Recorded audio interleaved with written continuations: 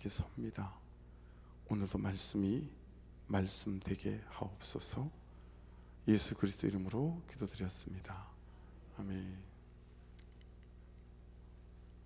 아주 오래전에 방송에 나왔던 할아버지하고 할머니의 프로그램인데요, 낱말을 하나를 꺼내놓고 네자든 두자든 그 낱말을 맞히기 게임을 하는 거예요. 그날 주어진 낱말은 이제 할아버지가 설명을 하시고 할머니가 할아버지 설명을 들으시고 맞히는 그런 게임인데, 설명하기가 만만치 않았어요, 할아버지가. 왜냐하면 네 글자인데 천생연분이었거든요. 할아버지가 아무리 애를 써서 천생연분을 설명을 해도 할머니에게서 되돌아오는 답이 영 시원찮은 거예요. 답답한 할아버지한테 묘수가 떠올랐어요. 그래서 할아버지가 천생연분을 뭐라고 표현했냐면, 우리 같은 사이를 뭐라고 그래? 이렇게 이제 질문을 했어요. 그랬더니 할머니가 1초도 안 기다리고 덕달같이 뭐라고 대답하시냐면 왼수? 이렇게 대답을 했어요.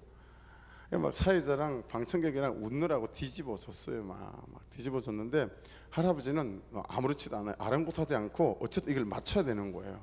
그러니까 할아버지가 두자 아니고 네자야. 그러니까 그거 내가 알지. 할머니가 그러더니 평생 왼수 이렇게 이제 대답을 했어요.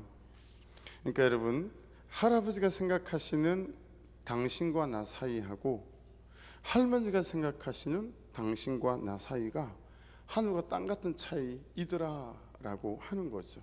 너무 다른 거예요. 오늘 말씀이 여러분들이 별로 안 좋아할 것 같은 말씀이어서 웃고 시작하는 거예요. 근데 이 예화와 거의 똑같은 얘기예요. 예수님께서 생각하시는 것과 우리가 생각하는 것이 마치 하늘과 땅 같은 차이를 갖고 있다라는 거예요. 특별히 삶의 방향, 예수께서 가시려고 하는 삶의 방향과 우리가 살아가려고 하는 삶의 방향이 하늘과 땅 같은 차이를 갖고 있고, 예수께서 말씀하시는 우리의 삶의 이유와 목적과 우리가 살아가려고 하는 삶의 이유와 목적이 하늘과 땅 같은 그런 차이를 가지고 있다라고 하는 것들을 이곳에서 네 번째 드리는 예배에 오늘 말씀의 주제로 함께 나누게 될 겁니다. 17절 말씀을 같이 먼저 보겠습니다. 같이 읽겠습니다. 여러분의 목소리로 시작. 예수께서 예루살렘으로 올라가려 하실 때에 12 제자를 따로 데리시고 길에서 이르시되. 자, 여러분 말씀을 잘 보세요. 오늘 말씀하시는 첫 번째 중요한 건 뭐냐면 삶의 방향입니다. 삶의 방향.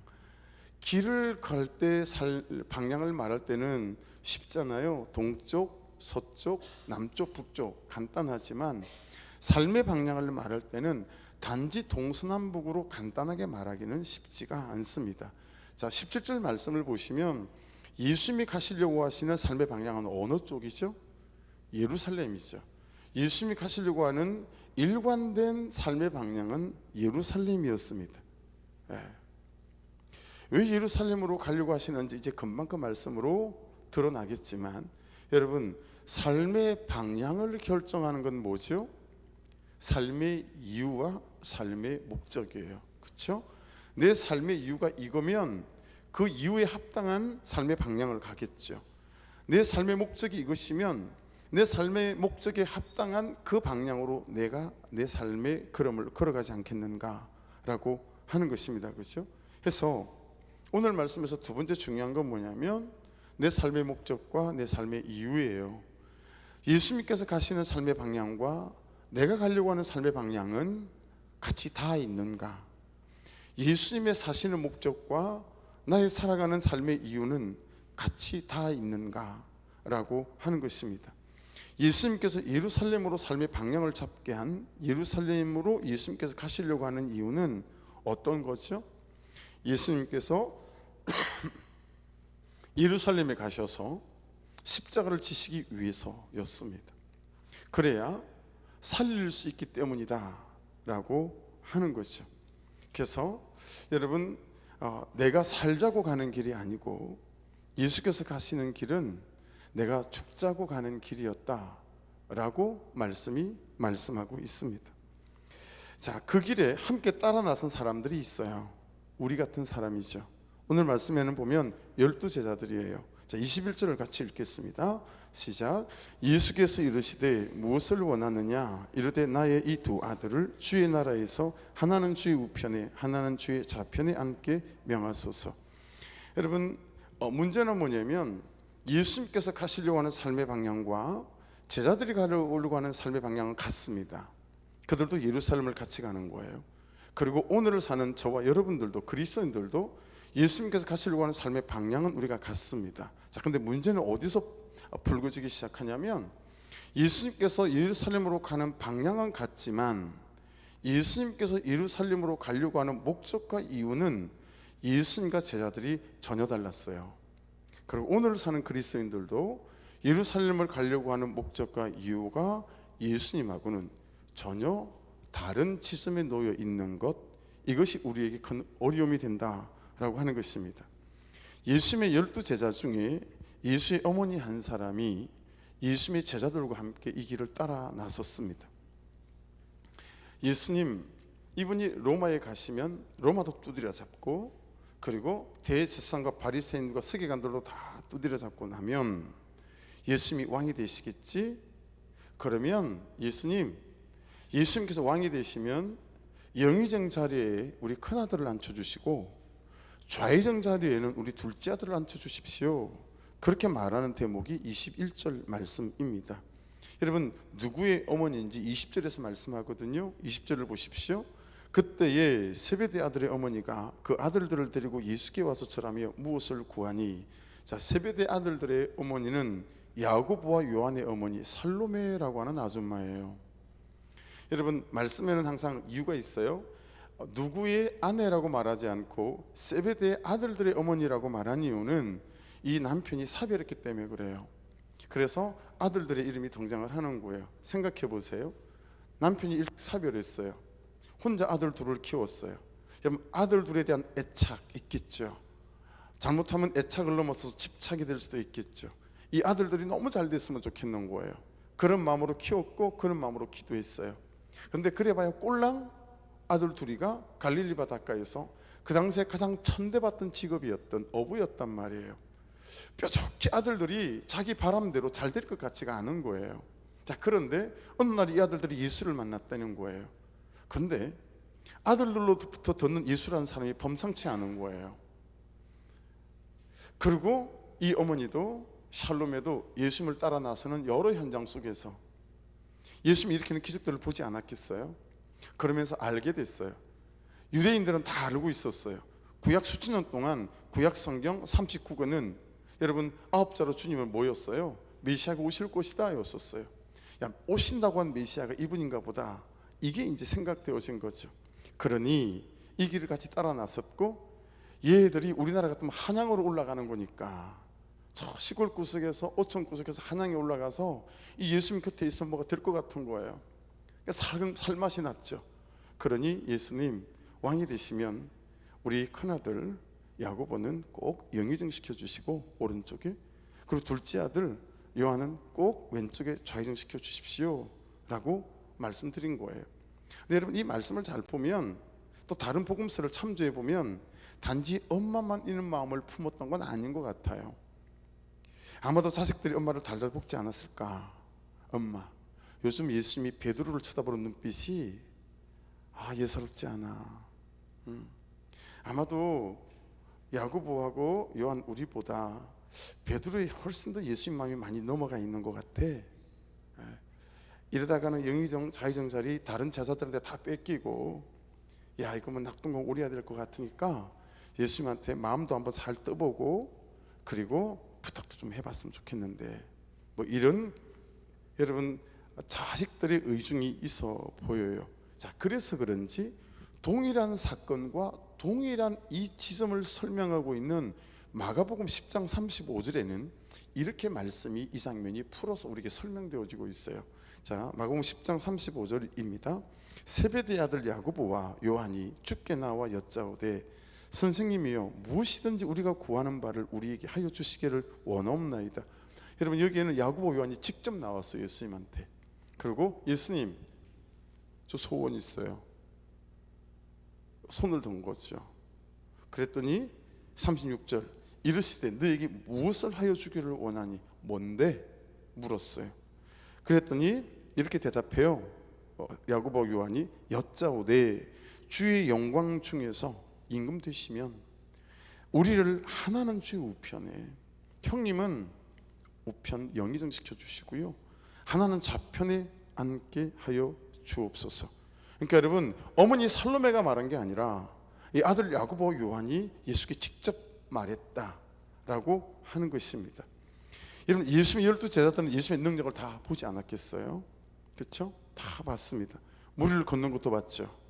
그리고 죽어서 시체가 썩어 냄새가 나는 나흘이 지난 나사로를 살리는 것도 봤죠. 여러분, 절정은 오병이어였어요. 복음서를 보게 되면 유대인들이 전부 다 뭉쳐가지고요, 야, 예수님이 구약에서 말하는 메시아 맞는 것 같아. 그러니 임금시키자. 그리고 임금시키자고 수천 명의 예수님을 쫓아다녔어요. 그 물고기 2마리하고요 떡 5개로 수만 명을 먹일 때 그들이 물고기를 나누어 주고 그들이 떡을 나누어 주지 않았겠어요? 그 작은 것 받아들고 나누는데 바구니에서 계속 나오는 거예요. 그럼 이 궤적들을 몸소 자기들이 경험했으니 이 사람 분명히 이스라엘 왕이 되시겠구나. 이건 그냥 뭐 기정사실인 거죠. 그런데 중요한 건 제자들이 본 것은요, 보고 싶은 것만 보았다라고 하는 것입니다. 더 정확히 말하면 그들 안에 있는 세상적인 욕심과 육신의 정욕이 이끄는 대로 그들이 살아왔기 때문에 그들의 세상적인 욕심과 정욕이라는 한계 안에서만 예수님의 사역이 보였다라고 하는 것입니다. 잘 되는 거, 오병이의 기적을 보고 임금 삼겠다고 덤비는 사람들의 엄청난 추종, 예수님 당신이 하나님이신데도 죄인을 구원하시기 위해 하늘 보좌를 버리고 이 땅에 인간으로 오셨다라고 하는 사실은 관심도 없고 보이지도 않았습니다. 우리가 붙들고 사는 마가복음 1장 35절처럼 새벽 아직도 밝기 전에 예수께서 일어나 한적한 곳으로 가서 거기서 기도하시더니 관심 없어요. 18절 19절 보십시오. 보라, 우리가 예루살렘으로 올라가노니, 우리가 라고 했어요. 그렇죠? 내가 그러지 않고 우리가 그랬어요. 우리 안에는 여러분과 저도 이 범주 안에 포함된다는 사실에 대해서 틀림없는 사실이죠. 우리가 예루살렘으로 올라가노니 인자가 대제사장들과 서기관들에게 넘겨짐에 그들이 죽이기로 그리하고, 19절 이방인들에게 넘겨주어, 이 빌라도를 말하는 거예요. 그를 조롱하며 채찍질하며 십자가에 못 박게 할 것이나 제3일에 살아나리라. 여러분, 지금 예수님께서는요, 내가 예루살렘 올라가자니 첫 번째 대제사장들과 서기관들에게 붙잡힐 거야. 두 번째, 그들이 나를 죽이라 라고 재판하게 될 거야. 세 번째, 나를 조롱하며 채찍질하고 가시면류관도 씌울 걸. 네 번째, 나를 십자가에 못 박아 죽일 거야. 근데 안 들려요. 이는 거 안 들려요. 왜냐하면 그런 거 듣고 싶지 않거든요. 보고 싶지 않고, 보고 싶고 듣고 싶은 것만 내 눈에 들어오고 내 귀에 들어오는 거예요. 여러분, 가이사랴 빌립보라고 하는 곳에서요, 예수님께서 제자들에게 묻습니다. 야, 이 동네 사람들이, 세상 사람들이 지금쯤은 나를 뭐라고 하디? 뭐 이사야 선지자가 다시 환생해서 왔다 그러기도 하고요, 막 여러 대답들이 있었어요. 그때 예수님께서 됐다, 그건 됐고 너희들은 나를 누구라 하느냐라고 물으세요. 그 말은 오늘 우리라면 여러분 각자 각자에게 1대1로 단독자 대 단독자로 예수께서 물으시는 거예요. 너에게 난 누구니? 너에게 나는 어떤 존재니? 너에게 난 어떤 의미가 있는 거니? 라고 묻는 거죠. 그렇게 물었어요. 그때 여러분 마태복음 16장 16절에 그 베드로의 유명한 대답이 있잖아요. 주는 그리스도시요 메시아시요 그리고 하나님의 아들이 되십니다. 그 대답을 하게 되어집니다. 여러분, 그 대답 뒤에 예수께서 4번 내가 십자가에 달려 죽을 거다, 순환과 고난에서 말씀을 하세요. 그리고 오늘 방금 읽었던 이 본문은 3번째, 예수께서 내가 십자가에 죽게 될 거야. 세 번째 말하는 거라고요. 첫 번째가 아니고. 그런데 들은 척도 하지 않습니다. 못 들은 척합니다. 안 들린 척합니다. 정말 안 들렸을까요? 여러분 어떠세요? 여러분 무엇에만 관심이 있으세요? 예수 믿는데 무엇에만 관심이 있으세요? 여러분은 예수께서 지금 야 너에게 난 누구니? 라고 묻는다면 어떻게 여러분은 대답하실 수 있으세요? 너에게 난 어떤 의미니? 라고 묻는다면 어떻게 대답하실 수 있으세요? 그 대답을 왜 하기 어려운 줄 아세요? 내가 가고 있는 삶의 방향과 내 대답이 따로 놀기 때문에 그래요. 내가 가고 있는 삶의 방향이 주는 그리스도시요 살아계신 하나님의 아들이십니다, 이 고백과 내 삶은 따로 노는 거예요. 따로 노는 거예요. 그러니 지식적으로는 알고 있지만 내 마음의 중심으로 고백할 수 없는 고백인 거죠.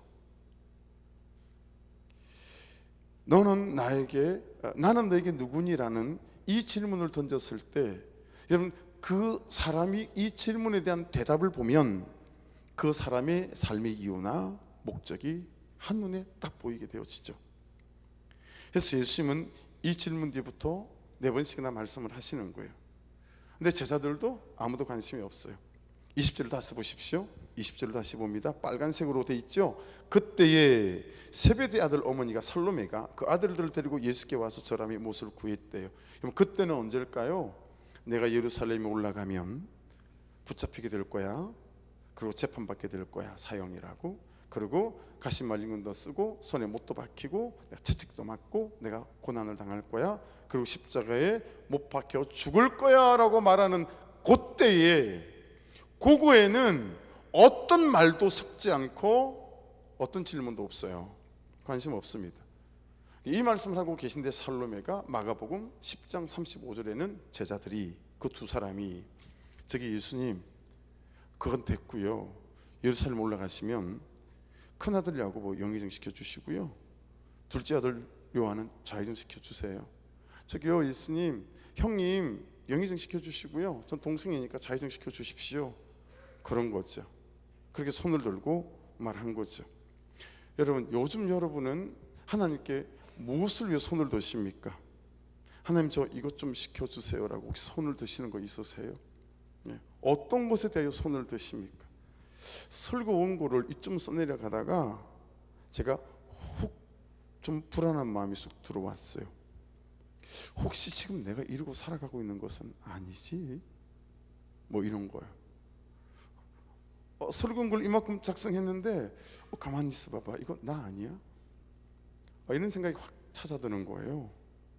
하나님이 말씀으로 나에게 말씀하시는 것은 1도 관심이 없고 맨날 손만 드는 거예요.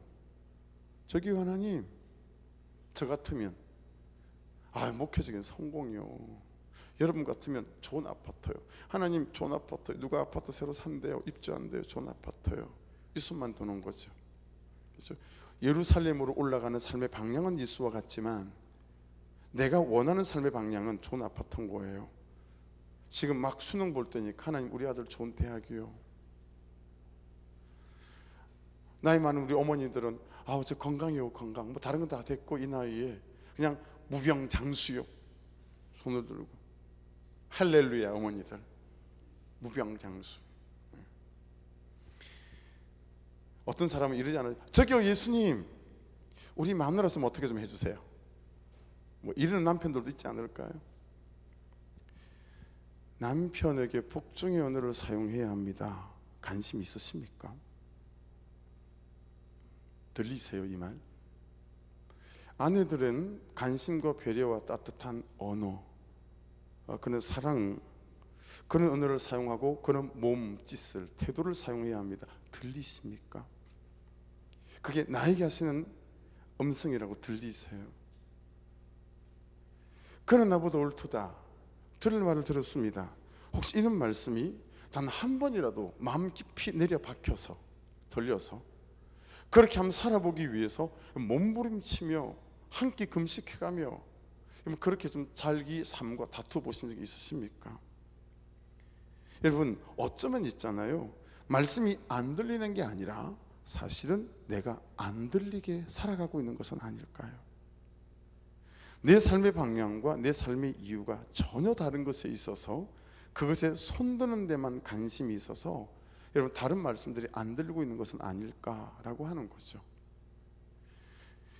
여러분 혹시 앞에 서두에 말씀드렸던 할머니와 또 우리 할아버지처럼 우리의 삶의 방향이, 우리의 삶의 이유와 목적이 이렇게 예수 믿고 하늘과 땅 같은 이런 차이를 가지고 살아가는 것은 아닐까라고 하는 것입니다. 예루살렘으로 예수님이 삶의 방향을 잡고 가시는 이유는 그를 위해 내가 죽기 위해서죠. 그리고 그 그는 저이고 여러분들이세요. 나를 살리기 위해 당신이 죽으러 가는 길이었습니다. 이게 제자들의 삶의 방향이어야 하고 우리라고 했으니 오늘을 살아가는 우리 그리스도인들의 삶의 방향이다 라고 하는 것입니다. 그런데 우리가 예루살렘으로 가는 삶의 방향의 이유는, 예수 잘 믿는 이유는 거저 기복입니다. 이 땅에서의 잘 되어지는 것, 이 기복의 범주를 절대 뛰어넘지 못한다 라고 하는 것입니다. 어떻게 하면 많이 커질까? 어떻게 하면 많아질까? 어떻게 하면 넓어질까? 여러분 원고에 사실은 이 문장을 썼다가 지웠어요. 그리고 한참을 갈등했어요. 그리고 다시 이 세 문장을 원고에 다시 썼습니다. 왜냐하면 꼭 지금의 저와 우리 교회를 빗대어서 사람들이 이렇게 말하고 생각할 수 있겠다 싶었기 때문입니다. 그럼에도 불구하고 지운 문장을 다시 쓴 이유, 어떻게 하면 커질까? 어떻게 하면 많아질까? 어떻게 하면 넓어질까? 이 빗대어 말하기 좋은 이걸 굳이 제가 다시 문장을 쓴 이유는 반의 반걸음이라도 저도 우리 교회도 그리 달려가지 않도록 경계로 삼아야 하겠기에 이 문장을 다시 썼습니다. 하나님의 나라, 이 도시와 이 도시의 영혼을 자유케 하라는 말씀을 빌미 삼아 어떻게 하면 커질까? 어떻게 하면 많아질까? 어떻게 하면 넓어질까? 그것에만 골몰하는 싹군 목사로 살지 않고 덩치만 키우는 세상에 어떤 기대도 없는 내 배만 불리는 있으나 마나한 교회가 되지 않기 위해서 다시 이 문장을 들어 썼습니다. 해서 여러분 너무 간절합니다. 말씀으로 살아나서 가정이라는 예루살렘으로 돌아가 십자가 지는 남편과 아내를 저는 꿈꾸고 기도합니다.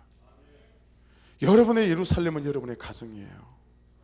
여러분의 예루살렘은 여러분의 남편이고, 여러분의 예루살렘은 여러분의 아내이고, 여러분의 예루살렘은 여러분의 며느리고, 여러분의 예루살렘은 여러분의 시어머니예요.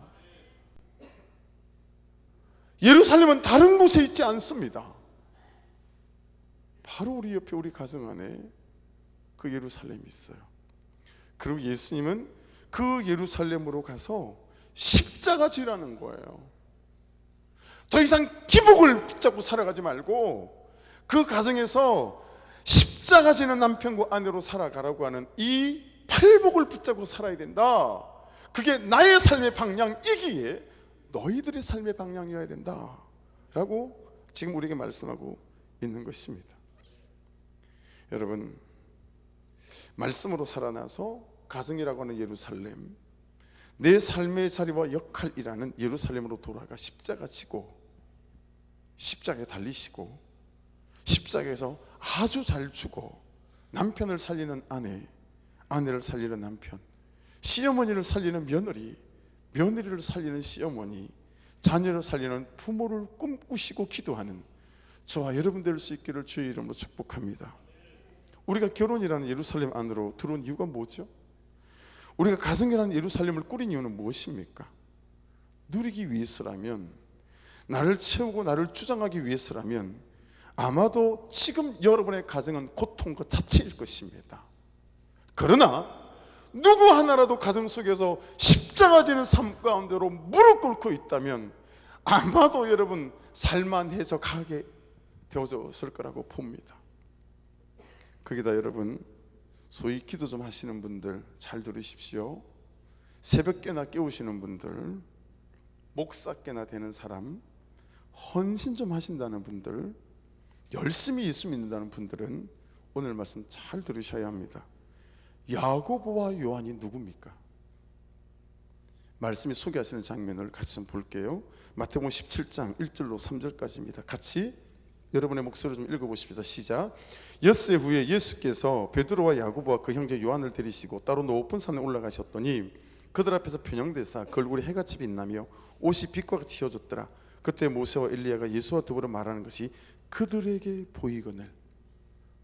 여러분, 수천 년 전에 죽은 모세 그리고 엘리야가 예수와 함께 말하는 장면을 본 사람이 베드로, 야고보, 요한. 모든 제자는 데리고 가지 않지만 이 세 제자는 예수님께서 딱 옆에 끼시고 같이 변화산에 데리고 올라가시고 그들에게 그걸 보이게 하는 그런 사람이 야고보와 요한이었어요. 마태복음 26장입니다. 같이 읽겠습니다. 시작. 이에 예수께서 제자들과 함께 겟세마네라는 곳에 이르러 제자들에게 이르시되 내가 저기 가서 기도할 동안에 너희는 여기 앉아 있으라 하시고 베드로와 세베대의 두 아들을 데리고 가실새 고민하고 슬퍼하사. 여러분, 겟세마네 동산의 마지막에 기도하러 가실 때 다른 제자들은 여기서 기도해 졸지 말고 알았지. 그러고는 여러분 베드로, 요한, 야고보는 따로 챙기셔서 저까지 같이 가서 같이 기도했어요. 예수께서 힘든 게 있으면 나눌 수 있는 지체들이었고 예수님이 고민이 있으면 넌 어떻게 생각하니 물을 수 있는 지체들이었고요. 생사고락을 같이 했던 제자가 야고보와 요한이었어요. 근데 전혀 딴 생각을 하고 있는 거예요. 이게 제가 아닐까? 여러분이 아닐까? 부끄럽게도 저는 그런 싹군 목사로 10수년을 그렇게 살았어요.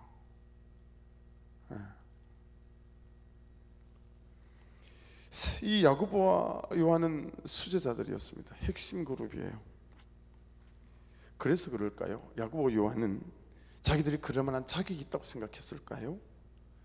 아니면 아무리 발버둥 쳐도 제낄 수 없는 베드로 때문에 그랬을까요? 아니면 말입니다. 우리에게 여전히 세상에게 사람에게 나 좀 봐라 하고 짠 나의 열심과 나의 헌신으로 이루어진 것 되어진 것을 인정받고 싶고 사랑받고 싶은 것 아닌지. 여러분 야고보, 요한 안에 그런 마음 없었을까요? 나 좀 봐줄래? 멋있지? 예수 믿으면 이렇게 된다니까 잘 믿어 이것들아, 이런 거 말이에요. 도무지 내가 지금의 나에게 만족이 안 되는 거예요. 도무지 지금의 내가 내 스스로에게 부끄러운 거예요. 지금 예수님을 따르든 뭐 하든 야고보, 요한은 여러분 그 시대 가장 천대받던 직업을 가진 어부였으니까요, 상처가 수두룩했겠죠. 자존심이 무너질 때가 너무 많았겠죠. 해서 수치스러운 나라는 존재와 나의 직업과 나의 신분을 커버해줄 뭔가가 필요한 거예요. 도대체 지금의 나로는 만족이 안 되니까요. 도대체 지금의 남편은 내가 만족이 안 되고 도대체 지금의 자녀도 내게 만족이 안 되는 거죠. 그런데 여러분 이 놀라운 말씀을 좀 한번 새겨 들어보십시오. 고린도후서 3장 5절입니다. 같이 읽겠습니다. 시작. 우리가 무슨 일이든지 우리에게서 난 것 같이 스스로 만족할 것이 아니니 우리의 만족은 오직 하나님으로부터 나느니라. 우리의 만족은 오직 하나님으로부터 나느니라. 할렐루야. 그 말은 이런 내가 하나님께 만족이 되었다라는 거예요. 저는 제가 살아온 제 삶을 제가 알기에 도대체 나의 어떤 삶이 당신께 만족이 되었을까? 도대체 어느 부분이 하나님 그분께 내가 만족이 되었을까? 한 부분 한 지점이라도 그런 데가 있을까? 여러분 어떻게 하나님께서 내가 만족이 됐을까요?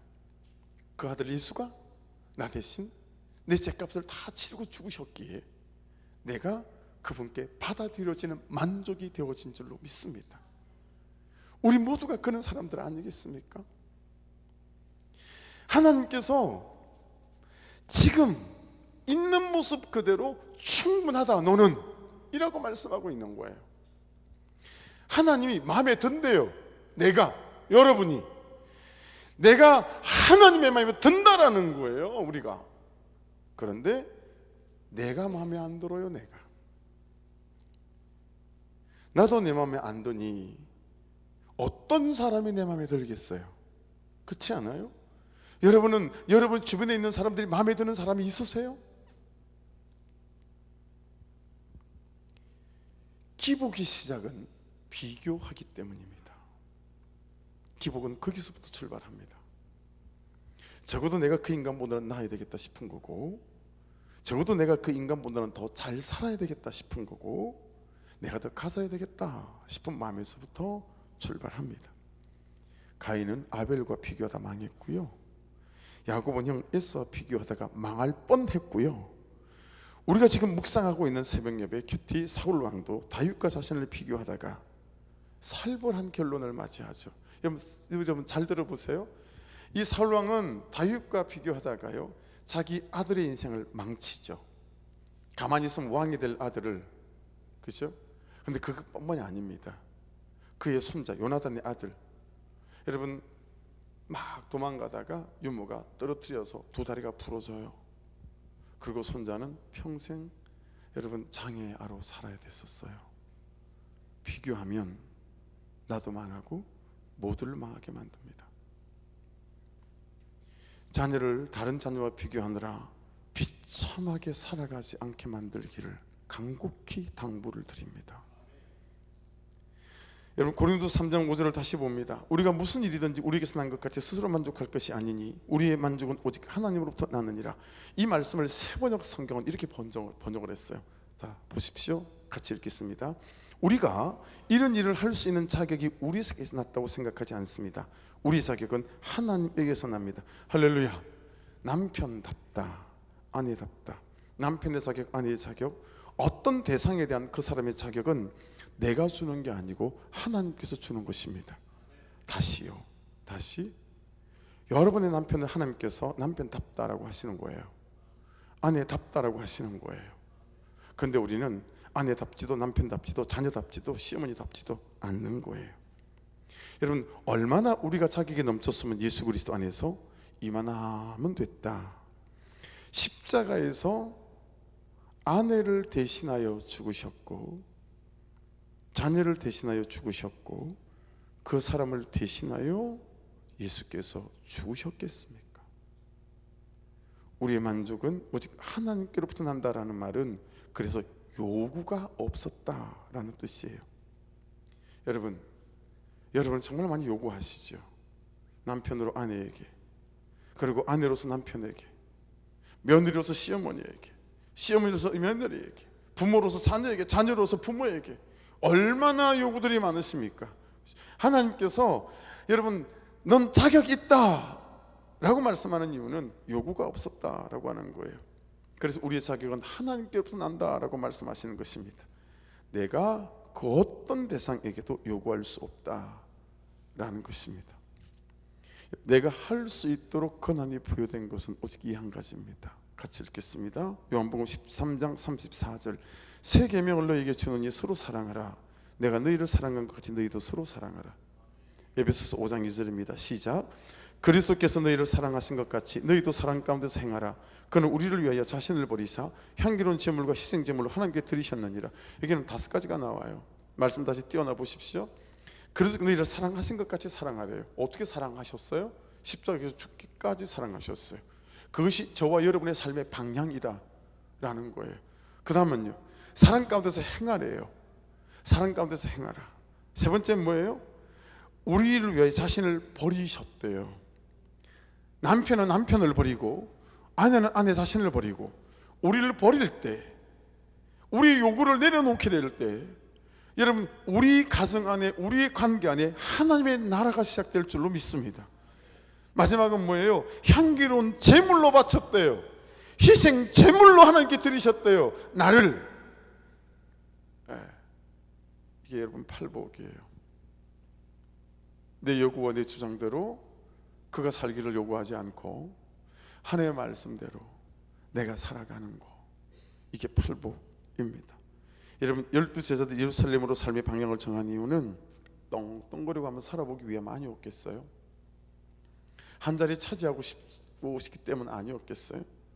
비록 지금까지는 갈릴리에서 세상에서 멸시받고 천대받는 어부였지만 길을 가다 마주치면 퇴 그리고 뒤돌아가는 세리로 살았지만 이제부터는 그런 삶 안 산다. 나 이것이 예수 믿는 이유, 기복이 되지 않기를 주의 이름으로 축복합니다. 12 제자가 예루살렘의 삶의 방향을 정하고 예수님이 가는 길을 따라 나서서 예수와 함께 예루살렘을 가는 그 이유 잘 살펴보시고 나의 삶의 방향과 삶의 목적과 이유와 그것과 닮아 있지 않은지. 21절 이제 예수께서 여러분에게 저에게 묻습니다. 예수께서 이르시되 무엇을 원하느냐? 여러분 뭐라고 대답하시겠습니까? 그리고 그분께서 이렇게 대답하십니다. 22절 예수께서 대답하여 이르시되 너희는 너희가 구하는 것을 알지 못하는도다. 내가 마시려는 잔을 너희가 마실 수 있느냐? 그들이 말하되 할 수 있나이다. 이르시되 너희가 과연 내 잔을 마시려니와 내 좌우편에 앉는 것은 내가 주는 것이 아니라 내 아버지께서 누구를 위하여 예비하셨던지 그들이 얻을 것이니라. 이대로 여러분 야고보는 정말 목이 잘려서 순교를 했고요. 그리고 이 요한은 사도 요한이 되어져서 밤모섬에서 끝까지 유배를 당하며 요한계시록을 완성해 가며 끝까지 남아있고 살아있는 것이 잘된 것 같으나 마지막까지 고통을 당했던 사람이 또한 사도 요한이었습니다. 여러분 십자가를 질 때 어둠이 되는 삶이 됩니다. 왜 아멘 안 하세요? 놓쳤습니까? 다시 기회를 드릴게요. 여러분 십자가를 지는 삶이 어둠이 되게 합니다. 십자가 지는 삶이요 인생의 방향이 되고 삶의 이유가 되면 어떤 상황에서도 사람이 손못대고 세상이 손못대는 현실이 넘볼 수 없는 천국을 누리는 삶이 될 수 있습니다. 그래서 저 죽일 것 같은 그 사람이 어때요? 나를 살리는 약재료가 되죠. 우리 자녀들이 하나님의 사람으로 양육이 안 되는 이유는 좋은 학교를 만나지 못했겠거나 들어가지 못해서 아닙니다. 좋은 책을 읽지 못해서 그것도 아닙니다. 좋은 학원을 만나거나 좋은 선생님을 만나지 못해서 아닙니다. 그래서 그런 게 아닙니다. 옆에서 십자가 지는 부모를 본 적이 없어서 그래요. 옆에서 십자가 지는 엄마를 본 적이 없고 십자가 지는 아빠를 본 적이 없어요. 애들도 생각이 다 있다는 거 아시죠? 보면서 야 우리 엄마는 우리 아빠는 어떻게 저렇게 십자가 질 줄을 모를까? 남편이 아내를 보며 한 번도 시어머니 앞에 십자가 지는 며느리의 삶을 볼 수가 없고 남편이 엄마를 보면서 한 번도 며느리 앞에 십자가 지는 엄마를 볼 수가 없는 거죠. 여러분 도대체 우리 안에 하나님의 선하심들이 어떻게 드러날 수 있겠어요? 그러므로 십자가 지는 삶은 하나님의 영광에 동참하는 길이고요, 자녀 양육은 좋은 학교라는 것이 아니고 내가 지는 십자가 지는 삶으로 자녀를 양육해 가는 것인 줄 믿습니다. 전 이걸 몰랐었어요. 그러므로 십자가 지는 삶은 정말 영광을 얻고자 하신다면 예수 그리스도의 고난에 동참해 가는 은혜가 있기를 주의 이름으로 축복합니다. 우리가 참으면 얼마나 참습니까? 우리가 아프면 얼마나 아픕니까? 그렇죠? 이 현실의 고난에 예수 그리스도와 함께 동참해 가게 될 때 이것이 여러분 기복이 아니라 팔복으로 나아가는 삶이고, 그리고 이 삶이 3년 지나 5년 지나면 여러분들이 뒤돌아보면 놀랍게도 십자가 지는 엄마인 나 때문에 우리 자녀들이 나와 같은 길을 걷고 있을 것이고, 십자가 지는 나의 삶 때문에 내 주변에 어떤 친구들이 누군가가 나와 함께 예루살렘으로 가는 방향 속에 서 있게 될 줄로 믿습니다. 나도 쏟고 남도 쏟기는 저 같은 병든 열심으로 인생을 망치는 일을 이상 그만두셔야 합니다. 22절 말씀이 그런 말씀이잖아요.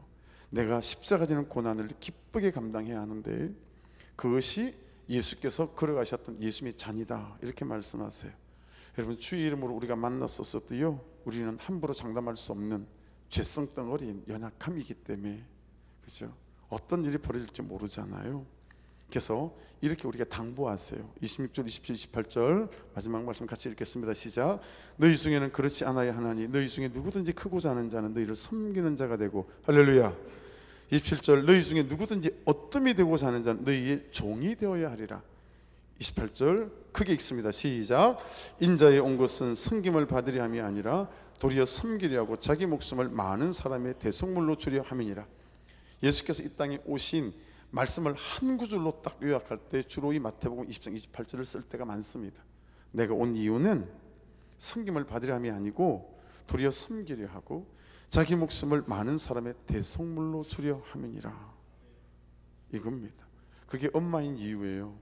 아빠인 이유고, 부모인 이유고, 시어머니인 이유고, 목사인 이유고, 그리스도인인 이유입니다. 예수님의 예루살렘이라는 삶의 방향은 남을 섬기고 자신의 생명을 내어주는 것입니다. 무시해야 할 사람, 무시해도 되는 사람, 말이 안 되는 사람을 섬기는 것이 팔복이고, 그것이 예루살렘의 방향입니다. 아멘 하십시다. 무시받는다는 걸 견디는 건 참 너무 어렵죠. 들어오는데 나와 같이 있는데 그 사람에게는 막 아는 척을 하는데 저한테는 아무 그냥 투명한 취급하는 거예요. 그럴 때마다 우리가 얼마나 어렵습니까? 그렇죠? 무시받을 때, 무시받는다는 걸 견뎌내는 거 참 어렵지만, 자존심이 상해서 안 하면 안 했지 하고 걷어치우고 싶지만, 여러분, 남편은 아내들의 존경을 먹고 살고 아내들은 남편의 섬김과 사랑을 먹고 산다고 하잖아요. 근데 어떤 사람들 안 그러겠냐고요. 여러분, 그래서 남편들은 아내에게 무시당할 때가 가장 힘이 듭니다. 아내 여러분, 우리 남편들은 아내한테 무시당하면 열받습니다. 힘이 듭니다. 아내들도 하실 말씀 많죠. 더 많죠. 우리가 더 무시하고 사니까. 근데 여러분, 참 의외로 여자분들이 무시받는 걸 남자들보다는 참 잘 견디시는 것 같아요. 그래서 재고백도 잘하시고, 그러니 기회도 더 많고, 그러니 은혜도 더 잘 열리는 것 같아요. 그러니 성장도 빠르고 성숙도 빠른 것 같아요. 근데 남자들은 안 그렇습니다. 정말 인정받기 원해서 사는 사람들이 남자들이라 자신들의 죄를 인정하고 오픈하는 거 참 어려워합니다. 그래서 여러분, 참 구속사의 복음을 따라가면 제가 깨닫는 건 다이아몬드보다 더 귀한 보석은 뭔지 아세요? 다이아몬드보다, 금보다 훨씬 더 귀한 보석, 그것은 내 죄를 인정하고 내 죄를 고백하고 나누는 거, 이것보다 더 큰 보석이 없다. 그렇게 배우고 깨달아서 갑니다. 작년 6월 달에 우리들께 창립기념주일에 예배 순서실을 간증문을 저한테 기구를 좀 해달라고 부탁을 했어요. 그래서 우리들께 설교한 몇 분의 목사님들 이렇게 해서 올리는 거니까 목사님 길지 않게 짧게 그렇게 그냥 국사의 복음을 따라가는 소회를 좀 적어서 주시면 좋겠어요. 제가 보낸 겁니다. 고집과 아집으로 똘똘 뭉쳐 옆에 오기가 겁이 나는 목사, 병든 열심으로 금식, 기도, 일, 또 일로만 사는 목사, 오직 목회적인 성공만 꿈꾸며 안 가본 곳이 없고 안 해본 곳이 없는 목사, 좋은 목사라는 평판 중독 때문에 가족을, 아내를 고생을 시켜가며 개척 12여 년을 사례비 없이 산 목사, 구원을 엑스리점으로 여기는 목사, 사역에는 진심이 있으나 영혼에는 진심이 없는 목사, 교만한 목사, 영혼에 대한 아비의 마음이 없는 목사, 큐티하면서 죄가 보일 때마다 너무 죄가 많아 모든 죄는 그럴 수 없었지만 애써 참아도 도무지 드러내지 않을 수 없고 끊어내고 싶은 간절함에 제표를 만들어 줄 설교 때 목에 걸고 설교를 한 저희 제패들입니다. 그런 저를 하나님의 말씀이 저를 살리셨습니다. 큐티가 저를 그렇게 살려놓았습니다. 이 간증을 쓰며 큐티 목회를 시작한 4년을 돌아보며 그냥 웁니다. 또 울고 웁니다. 큐티 목회는 죽은 개 같은 자, 같은 저에게 하나님 허락하신 은혜요 소망이요 선물이요 기적이었고 지금도 진행 중인 기적입니다. 그렇게 기복에서 팔복으로 제가 돌아섰습니다. 그렇게 제가 살아났습니다. 제가 살아 원수 같은 제 아들이 제 아들이 되고 아들에겐 아버지 같은 아버지가 되는 관계 회복과 가정의 회복을 누리고 있습니다. 이제는 조금씩 미약하지만 흘러가기 시작했습니다. 이제는 교회 문턱을 넘어 이 도시와 이 도시의 영혼들과 가정을 자유케 하는 기적 같은 일들이 시작되려고 합니다. 여기저기 끼워진 가정들이 교회를 찾고 그리고 회복의 문을 두드립니다. 이 하루도 그는 나보다 옳도다는 악보가 되고 들을 말을 들었습니다는 노래가 되어 이 아침 이 말씀을 따라 고백합니다. 하나님밖에 없다 나는. 레위기 26장 13절. 여러분, 팔복은 예수 때문에 사는 것입니다. 저 천국과 영생을 바라보며 사는 것이 팔복의 삶인 줄로 믿습니다. 19절이 참 가슴에 와닿지 않습니까? 제3일에 살아나리라. 에게이로 죽은 자를 일으킨 걸 말하는 거거든요. 여러분, 팔복을 따라가시면 하나님이 살리십니다. 나도 살리고 그도 살리십니다. 살리십니다. 팔복을 따라가면 살아나게 하십니다. 그분께서 반드시 그런 일을 일으킬 것입니다. 기도하겠습니다. 말씀